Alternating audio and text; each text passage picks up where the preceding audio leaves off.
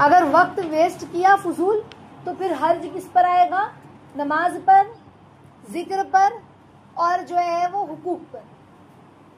और होता है सही है, लोग तिलावत नहीं कर रहे, कई कई दिन हो जाता है, देखा है खुद लोगों को, तिलावत ही नहीं हुई, कई कई दिन हो गया। क्यों? तो हमने जो टाइम वेस्ट किया ना, उसकी वजह से तिलावत करने का मौका नहीं मिला, उसकी वजह से हम सुस्त होते जाते हैं। समझ रहे? जाहिर सी बात है, वो काम जिससे टाइम वेस्ट होता है, बंदा वो काम करेगा तो उसकी नहुसत भी देखेगा। समझ रहे? इसीलिए देखो ना, खेल में जो लूडो खेलना है, कैरम खेलना है, वो खेल क्यों मकरू है? हराम नहीं है। अगर हम सट्टेबाजी पर नहीं खेल रहे हैं, शर्त लगाकर नहीं खेल रहे, तो वो गेम हराम नहीं है, लेकिन मकरू अल्लाह को नहीं पसंद। वजह, जब इंसान एक बार कैरम खेलने लगता है तो फिर वो एक ही गोटी अटक रही है। समझ रहे? उसी के चक्कर में वो पड़ा है कि बस ये गेम हो जाए पूरा तो फिर मैं उठ के जाऊं, ये गेम हो जाए तो फिर मैं उठ के जाऊं। उसकी वजह से जमात भी छूटती है। नमाज का वक्त हो गया तो इंसान देर से नमाज पढ़ने खड़ा रहा है, अभी तो टाइम है, अभी तो टाइम है। समझ रहे? लूडो खेलना क्यों मना है? उससे कोई नफा ही नहीं है।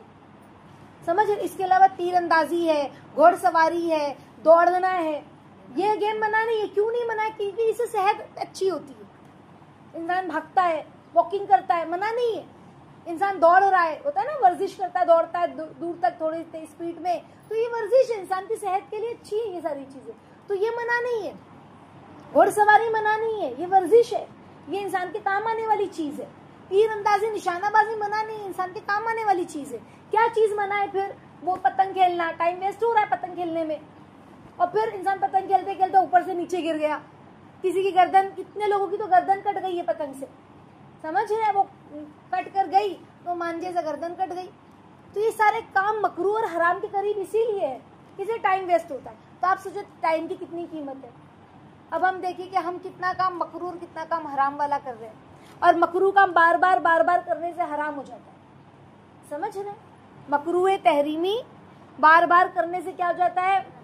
मकरू काम बार बार करने से तहरीमी बन जाता है, और तहरीमी काम बार बार करने से हराम हो जाता है। तो हम ऐसा कोई काम ना करें जो हराम के करीब करीब पहुंच जाए। समझ रहे?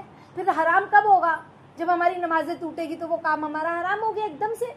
जब हमारे जिक्र छूटा, जब हमारे अखलाक छूटे, अम्मी कह रहे कि बेटा पानी भर दो, बेटा झाड़ू लगा दो, बेटा ये काम कर दो, कर रही हूँ ना, थोड़ा सा खेलने दो ना, कर रही हूँ ना, अम्मी से भी बेजुबानी से, बदतमीजी से बात किया, अम्मी का भी दिल दुखाया, थोड़ा खेल नहीं सकते क्या? छुट्टियां हैं तो हमारी।